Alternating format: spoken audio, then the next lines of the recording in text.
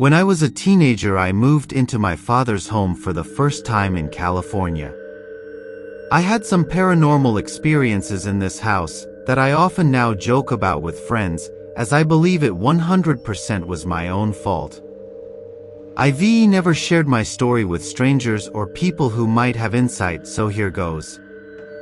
My stepmother would always say her deceased father was around and would mess with things whenever my father and her got into an argument, like misplacing his things during the night so he would be late for work the day after, etc.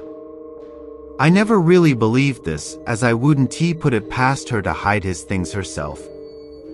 But my stepmother and I would often talk about the paranormal and ghosts. We didn't come from a religious family or anything, so it was always a very open discussion. Our house was right next to a cemetery on the other side of our fence. I was 16 and loved listening to scary stories on YouTube whilst painting, doing homework, etc.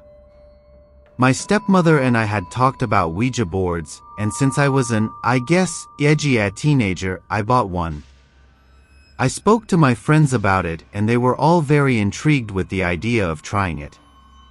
The first time we tried playing with it was Halloween night at the cemetery next to my house. The security was amped up this night, so my 3 friends and I found a large tombstone to hide behind and play, so we wouldn't be seen from the road. Absolutely nothing happened this night, which gave me this kind ego about it, where I took it even less serious. The second time I tried it was also my last. Once again, this was a group effort with my 2 friends, both with the same name, which can be kind of confusing, so I will just call them C and R. We did a morgue official seance, and did a quick Google how to search beforehand. We lit candles, and planned to have me and R holding the planchette with blindfolds on, so C could read out potential responses. We asked a few questions with no response, but suddenly the planchette moved around. I had assumed that R and C were trying to fool me, so I wasn't scared or believing it completely. We asked for the entity's name, and I can't for the life of me remember it, but it sounded like an old Hebrew name. We got bored eventually after a few more boring responses, said goodbye, and that was that. After this time of playing with the board, things started to happen in our home. It started out so small I don't even remember much of the stuff in the beginning or a chronological timeline of events. I started waking up in the middle of the night and would feel this strong presence in the corner of my room by the door. I oddly never felt frightened, as the energy felt, female. I would just roll over and fall back asleep after staring into the dark for a bit. I would also feel strange in the guest bathroom, and would avoid going in there at all costs. I thought at the time it was the lighting that was strange. It was very bright and reminded me of a Sephora or makeup store. It would just make me feel extremely aware and anxious. The event that started amping up the activity was when I fell sick for 2 weeks. I almost never get sick, but was incredibly unwell and ended up going to the doctor, who gave me antibiotics I turned out to be allergic to, so I got more ill and had a bad rash all over my chest and stomach. During the time I was sick, I stayed in the guest bedroom, as my parents were redoing their bathroom, and they also did not like the guest bathroom, so they used mine. I hated being in the guest room when I was sick.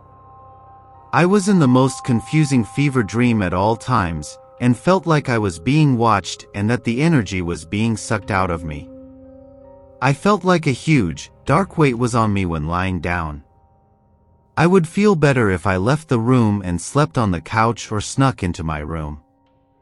I heard voices speaking to me in the dead of night that despite being sick I could brush off, as I was self-aware enough to know I had a burning fever and probably was hallucinating. When I finally got better and got my room back, I slept like a baby the first night. Until the energy followed me in there. I would wake up every night and the energy in the corner of my room would suddenly feel threatening instead. I would hear new noises in my room that had never been there before. I know exactly what the AC sounded like, how often it turned on, the noise the door would make when it would turn on, or my dogs would lay up against it on the other side. I started hearing noises from behind me, which made no sense as it was just a wall. It sounded like scratching. I had complained about it so much, we ended up getting our house checked for rodents. Around this time is when I would get touched when I would walk down the hallway past the guest bathroom. It was always so subtle that I wouldn't realize until I had walked into the kitchen. I also started listening to music 24/7 at home, so I wouldn't react if the spirit or spirits would speak to me. I felt like acknowledging it would make it worse, so up until this point I had tried to ignore all of this and brush it off. One night my parents went out for dinner and would get me something to go on their way back, so I could stay at home and chill. I was standing in the laundry room, which is right by our open concept living room and kitchen. I was scooping dog food for my 2 German shepherds who were hovering over their bowls next to me. Suddenly I heard a lady say, "Hey T." T is the nickname my family uses for me, and since it was a woman's voice I turned towards the door and goed yeah, thinking it was my stepmother. My gaze automatically locked on the hallway that precedes the kitchen straight across from me when I realized I was home alone. I looked down at my dogs next to me, and they also had their eyes glued to the same spot as me and reacted at the same speed. I walked a few steps out and my dogs followed timidly, which was strange. Suddenly, like I was in a cheesy horror film, my dog's ball rolled from behind the kitchen counter and stopped when it hit the wall ahead of us. Keep in mind my doggos were sat right next to me, so they couldn't have dropped the ball and it rolled. I was so in shock, but remembered my family had the Life 360 app, where we can see each other's location. So I check, and my parents were going well over the speed limit on the freeway 20 minutes away.